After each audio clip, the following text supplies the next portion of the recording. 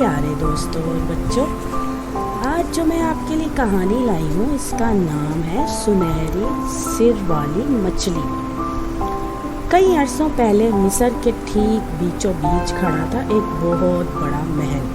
पूरे महल में मातम छाया हुआ था क्योंकि उनके बादशाह का दीदार चला गया था। एक मर्ज की वजह से हकीमों की पूरी कोशिश के बावजूद उनका दीदार नहीं लौटा। सब लोगों ने लगातार दुआएं की। कुछ दिन बाद एक जहाज़ बंदरगाह पर आसरा डाला और उसमें से डॉक्टर वजीर बाहर आए। उन्होंने वहाँ के लोगों से कहा कि वो तालाब पार के बादशाह के निजी हकीम हैं और वो मिस्र के बादशाह की सेहत के लिए राज़ी हैं। आपका मर्ज तो बहुत बड़ा है लेकिन लाइलाज नहीं। ये मुश्किल है लेकिन नामुमकिन नहीं। मैं इनका दीदार वापस ला सकता हूँ मगर मुझे एक ख़ास मरहम चाहिए होगा। मैं उस मरहम के लिए जो आपको चाहिए है वो सब ला कर दूँगा, लेकिन आप अब्बा हजूर को ठीक कर दें। जिस मरहम की मुझे ज़रूरत है वो एक सुनहरे सिर वाली मछली के आंसू से बनेगी। तुम्हें वो मछली बड़े तालाब के आसपास मिलेगी। मैं यहाँ 100 दिन के लिए हूँ। अगर उस वक्त तक तुम मुझे वो मरहम ला कर दे देते हो तो मैं तुम्हारे अब्बा को शिफा कर सकता हूँ, पर अगर तुम वो मछली 100 दिन तक ना ढूंढ पाए तो फिर मुझे जाना होगा। शहजादा फ़ौरन ही अपने आदमियों को लेकर निकल पड़ा। वो बड़ा तालाब महल से कोसों दूर था। शहजादा और उसके आदमी पूरी कोशिश में लगे रहे उस मछली को ढूंढने में।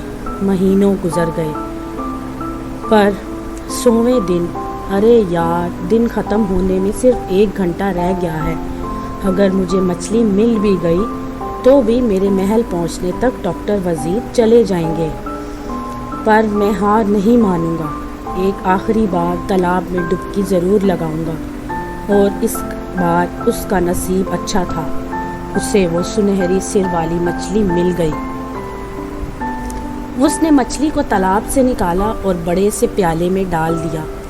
पर जैसे ही वो आदमी को बुलाकर वापस चलने ही वाला था, वो मछली को देखकर ज़रा भी हिल ना पाया। वो मछली उसे रहमदिल आंखों से देख रही थी। डॉक्टर वजीर के चले जाने के बाद वो इसे मार देंगे और इस पर तरह तरह की परख करेंगे। ये मैं नहीं कर सकता। मैं हर एक सज़ा को भुगतने के लिए तैयार हूँ, पर अगर मैंने अपनी अम्मी और अब्बू से कुछ सीखा है वो ये कि किसी मासूम को नुकसान नहीं पहुँचाना चाहिए। उसने मछली को पानी में वापस छोड़ दिया और महल की जानिब चला गया। उसे पता था कि उसकी इस रहम दिली को लोग समझ नहीं पाएंगे। तुमने मछली को जाने दिया, तुम्हारी हिम्मत कैसे हुई? बादशाह बोला, इसे फ़ौरन तहखाने में डाल दो। सब लोग जानते थे कि इस बादशाहत में अगर किसी को तहखाने में डाल दिया जाए तो उसे ना रिहा किया जाता है और ना वापस बुलाया जाता है। पर शहज़ादा हुक्म मानकर चुपचाप तहखाने में चला गया। उस रात बेगम चुपके से अपने बेटे से मिलने आई। ओ मेरे बेटे, तुम्हारे अब्बा इस वक्त गुस्से में हैं। मुझे पता है जब उनका गुस्सा ठंडा होगा तो वो अपने किए पर तौबा होगा। तुम्हें फ़ौरन महल से निकलना होगा।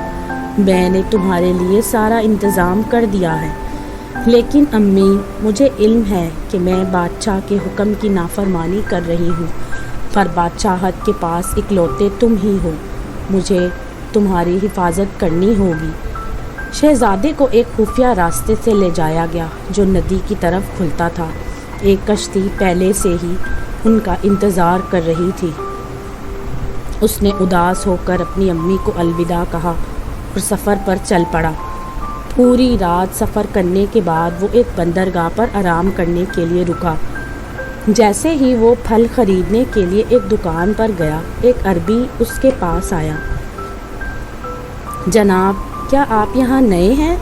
जी हाँ। आप कौन हैं? मैं एक गरीब आदमी हूँ, काम की तलाश में हूँ। क्या آپ کو ایک غلام کی ضرورت ہے؟ ویسے میں تمہارا استعمال کھیلنے کے لیے کر سکتا ہوں، لیکن میں ہرجانہ کہاں سے دوں گا؟ آپ مجھے سال کے آخر میں کتنا بھی ہرجانہ دے سکتے ہیں جناب۔ شہزادہ بہت خوش تھا کہ کوئی تو ملا اس لمبے سفر کو کاٹنے کے لیے۔ اس نے ضرورت کا سارا سامان خرید لیا اور اپنے عربی ہم سفر کے ہمراہ سفر پر نکل گیا۔ کافی ہفتوں بعد وہ ایک بندرگاہ پر پہنچے۔ وہاں ایک چھوٹا سا محل دکھائی دیا۔ ہمیں یہیں رک جانا چاہیے جناب، ہم آپ کے محل سے کافی دور نکل آئے ہیں اور عمر بھر ایسے ہی تو نہیں رہ سکتے، ہمیں کہیں تو بسنا ہوگا تاکہ ضرورت کے وقت آپ کی بادشاہت کے لوگ آپ کو ڈھونڈ سکیں۔ لگتا ہے تمہیں پورا یقین ہے؟ تمہیں ایسا کیوں لگتا ہے کہ وہ مجھے ڈھونڈتے ہوئے یہاں تک آئیں گے؟ بس ایسے ہی حضور۔ شہزادہ اور وہ عربی بندرگاہ پر اترے اور محل کے آس پاس گھومنے لگے۔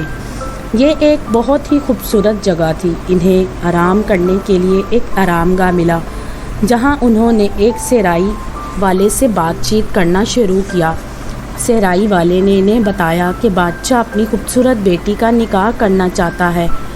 وہ شہزادی کے ہنر کے بارے میں انہیں بتاتا رہا۔ عربی نے غور فرمایا کہ شہزادہ اس شہزادی کے بارے میں سن کر ہی اس کی محبت میں پڑ گیا تھا۔ جناب، آپ کو شہزادی سے ملنا چاہیے۔ تم ٹھیک کہہ رہے ہو، میں کل ہی وہاں چلا جاؤں گا۔ اگلے دن جیسے طے تھا شہزادہ وہاں چلا گیا۔ شہزادہ پوری ہمت کے ساتھ محل میں داخل ہوا۔ وہ پوری رعایت کے ساتھ بادشاہ کے پاس گیا اور ادب کیا۔ سلام بادشاہ، میں یہاں آیا ہوں آپ کی بیٹی سے نکاح کرنے کے لیے۔ ایسا کیا؟ ٹھیک ہے، میں نکاح کی تیاریاں کرواتا ہوں۔ بادشاہ سلامت، کیا آپ جاننا نہیں چاہیں گے کہ میں کون ہوں؟ کیا فرق پڑتا ہے؟ میں تمہیں بتا دوں کہ میری بیٹی 192 نکاح کر چکی ہے، پر کوئی بھی شادی کے بعد 12 بجے تک زندہ نہیں رہ پایا۔ تم چاہو تو اس رائے پر کچھ اور وقت کے لیے سوچ سکتے ہو۔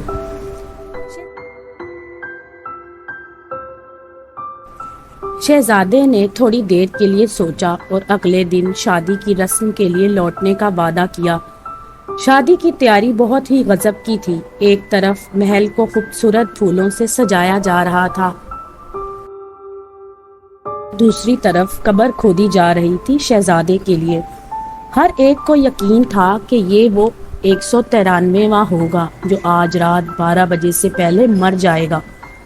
شادی کے بعد گھڑی میں 12 بجنے ہی والے تھے۔ شہزادہ ٹھیک شہزادی کے سامنے ہی بیٹھا تھا، ایک بڑی کرسی پر۔ شہزادی کو علم ہی نہیں تھا کہ عربی بھی اسی کمرے میں الماری میں چھپا تھا۔ وہ اپنے شہزادے کو بچانے کے لیے تیار تھا۔ گھڑی نے زور سے شور مچایا، وقت ہو چکا تھا۔ دھیرے سے ایک لمبا سانپ شہزادی کی آستین سے باہر نکلا۔ ایسے تو شہزادہ چڑھائی کے لیے تیار تھا، لیکن تب ہی اچانک کچھ ہوا۔ فوراً گانا شروع ہو گیا۔ شہزادہ دیکھ سکتا تھا سانپ قریب آ رہا ہے، لیکن وہ اور شہزادی کچھ نہیں کر پا رہے تھے۔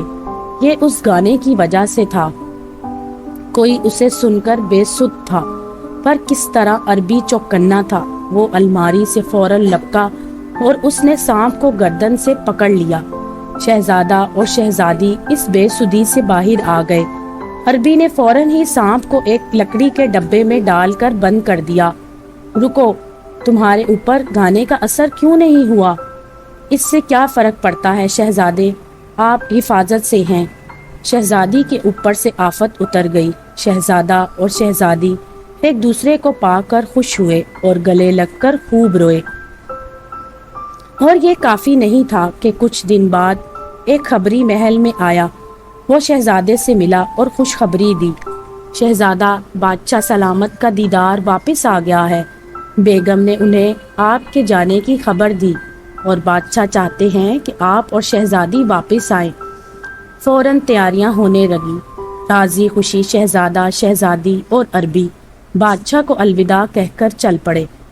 ان کے लेपते ही मिस्र में खुशियां छा गई।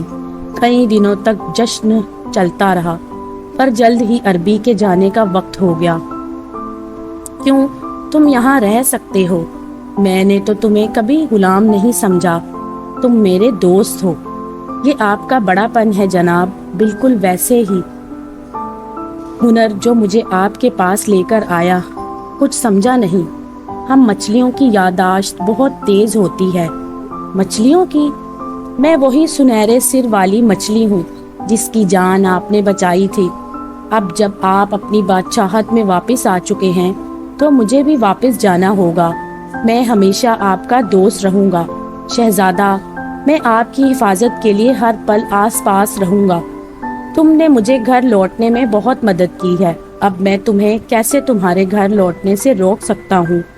शहजादे ने अपने दोस्त को गले लगाया और उसे ओझल होते हुए देखा। उसकी आंखों में आंसू थे पर चेहरे पर मुस्कान थी। शहजादा अक्सर बड़े तालाब में जाता अपने दोस्त से मिलने। वो सुनहरे सर वाली मछली से दोस्त बना रहा अपनी पूरी जिंदगी भर। तो दोस्तों, अगर आपको मेरी ये कहानी पसंद आई तो मेरे चैनल को लाइक और सब्सक्राइब ज़रूर कीजिएगा।